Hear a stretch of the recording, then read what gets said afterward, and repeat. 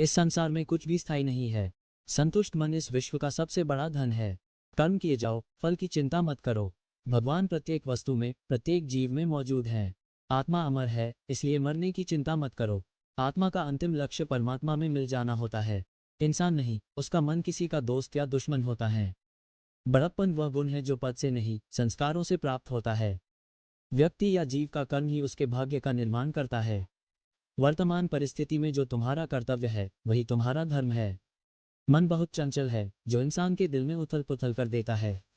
जब वे अपने कार्य में आनंद खोज लेते हैं तब वे पूर्णता प्राप्त करते हैं। प्रबुद्ध व्यक्ति के लिए गंदगी का ढेर, पत्थर और सोना सभी समान हैं। आपके कर्म ही आपकी पहचान है, वरना एक नाम के हजारों इंसान हैं। धर्म केवल कर्म से होता है, कर्म के बिना धर्म की कोई परिभाषा ही नहीं है।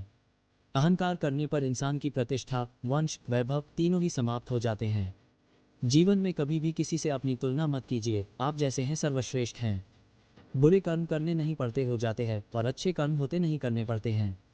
जो अपने मन पर नियंत्रण नहीं रखता वह स्वयं का शनै शनै शत्रु बनता जाता है। बुद्धिमान व्यक्ति को समाज कल्याण के लिए बिना आसक्ति के काम करना चाहिए। स्वार्थ संसार का एक ऐसा कुआं है जिसमें गिरकर निकल पाना बड़ा कठिन होता है। सेहत के लिए योग और किसी की जरूरत पर सहयोग, दोनों से ही जीवन बदलता है। आत्मज्ञान की तलवार से काटकर अपने हृदय से अज्ञान के संदेह को अलग कर दो। दुष्ट लोग अगर समझाने मात्र से समझ जाते तो यकीन मानो महाभारत कभी ना होता। मनुष्य अपने विश्वास से निर्मित होता है, जैसा वो विश्वास करता है वैसा वो बन जाता है। मान अपमान, लाभ हानि, खुश हो जाना या दुखी हो जाना, ये सब मन की शरारत है जिसे तुम अपना समझकर मग्न हो रहे हो। बस यही प्रसन्नता तुम्हारे दुखों का कारण है। उस इंसान का मंजिल से भटक जाना तय है जिसकी संगत में नकारात्मक लोग रहते हैं। प्रेम सदैव माफ़ी मांगना पसंद करता है और अहंकार सदैव माफ़ी सुनना पसंद करता है। सिर्फ दिखावे के लिए अच्छा मत बनो, मैं आपको बाहर से नहीं बल्कि भीतर से जानता हूँ। जो इस लोक में अपने काम की सफलता की कामना रखते हैं वे देवताओं का पूजन करें। व्यक्ति जो चाहे बन सकता है यदि विश्वास के साथ इच्छित वस्तु पर लगातार चिंतन करें। शब्द उतने ही बाहर निकालने चाहिए जिन्हें वापस भी लेना पड़े तो खुद को तकलीफ न हो। परायों को अपना बनाना उतना मुश्किल नहीं जितना अपनों को अपना बनाए रखना होता है। इंसान की सोच ही उसकी सबसे बड़ी पहचान है, वरना दुनिया में एक नाम के अनेक इंसान है। बहुत विनम्रता चाहिए रिश्तों को निभाने के लिए, छल कपट से तो सिर्फ महाभारत रची जाती है। यदि आप किसी के साथ मित्रता नहीं कर सकते हैं तो उसके साथ शत्रुता भी नहीं करना चाहिए। मनुष्य का जीवन केवल उसके कर्मों पर चलता है, जैसा कर्म होता है वैसा उसका जीवन होता है। मन अशांत हो तो उसे नियंत्रित करना कठिन है, लेकिन अभ्यास से इसे वश में किया जा सकता है। दिव्यता केवल शक्तिशाली होने में नहीं बल्कि वास्तविक दिव्यता दूसरों में शक्ति जागृत करने में है। मन की गतिविधियों, होश, श्वास और भावनाओं के माध्यम से भगवान की शक्ति सदा तुम्हारे साथ है। जीवन में वाणी को संयम में रखना अनिवार्य है, क्योंकि वाणी से दिए हुए घाव कभी भरे नहीं जा सकते। जब हम स्वयं जीवन के शिल्पकार हैं तो चलो हम अपनी मुश्किलों को हराते हैं, जीवन में मुस्कुराते हैं। एक बार माफ करके अच्छे बन जाओ, पर दोबारा उसी इंसान पर भरोसा करके बेवकूफ़ कभी ना बनो। ना हार चाहिए ना जीत चाहिए।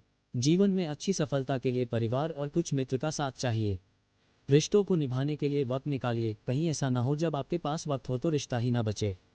वह जो इस ज्ञान में विश्वास नहीं रखते, मुझे प्राप्त किए बिना जन्म और मृत्यु के चक्र का अनुगमन करते हैं। लोग आपके अपमान के बारे में हमेशा बात करेंगे। सम्मानित व्यक्ति के लिए अपमान मृत्यु से भी बदतर है। जो दूसरों की तकलीफों को समझते हैं, जिनमें दया है, दिल से अच्छे हैं, उन्हें दोबारा जन्म लेना नहीं पड़ता। जीवन में आधे दुख इस वजह से आते हैं क्योंकि हमने उनसे आशाएं रखी जिनसे हमें नहीं रखनी चाहिए थी। जीवन में समय चाहे जैसा भी हो, परिवार के साथ रहो। सुख हो तो बढ़ जाता है और दुख हो तो बढ़ जाता है।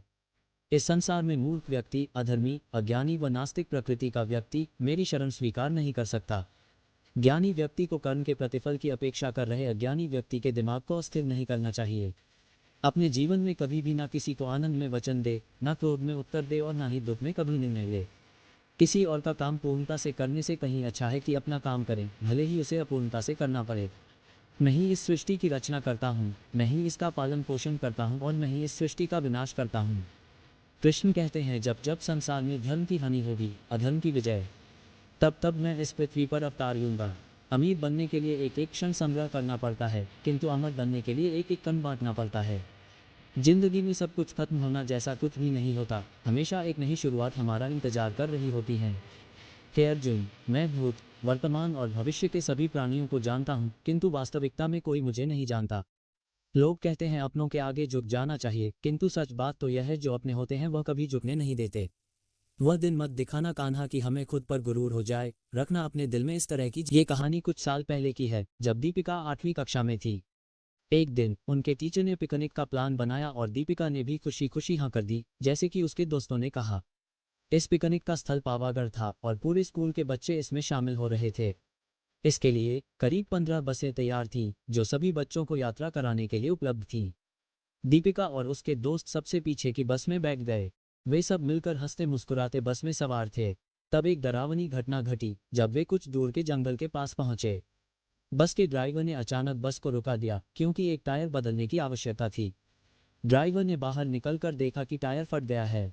वह तुरंत बस को सुरक्षित रूप से बाहर ले आया और बच्चों से कहा कि टायर बदलने में लगभग 2 घंटे लगेंगे, इसलिए वे ढाबे में जा सकते हैं जहां वे गर्म चाय पी सकते हैं। उन्होंने सभी को साथ में रहने की सलाह दी। बच्चे उतरकर पास के ढाबे पहुंचे जहां एक बूढ़ा आदमी चाय बना रहा था। इस रात को छोड़कर ढाबा सामान्यतः खुला हुआ था और किसी भी व्यक्ति को चाय बनाते देखकर सभी हैरान थे। बूढ़े आदमी ने कहा, आप सभी चाय पी लो। यहाँ पर अक्सर लोगों की गाड़ी खराब हो जाती है, इसलिए मैं अपना ढाबा हमेशा खुला रखता हूँ जिससे यात्रीगण को मदद मिल सके। इसे सुनकर सब ने चाय का ऑर्डर दिया और बूढ़े ने जल्दी से सभी के लिए चाय बनाकर मेज पर रख दी। चाय पीते समय दीपिका की नज़रें धीरे धीरे ढाबे की छत की ओर बढ़ी, जहां उसने एक औरत को सफ़ेद साड़ी में खुले बालों के साथ हंसते हुए देखा। थोड़ी देर बाद वह औरत जोर जोर से हंसने लगी। हालांकि उसकी हंसी की आवाज़ किसी ने नहीं सुनी, लेकिन दीपिका ने उसे हंसते हुए देखा।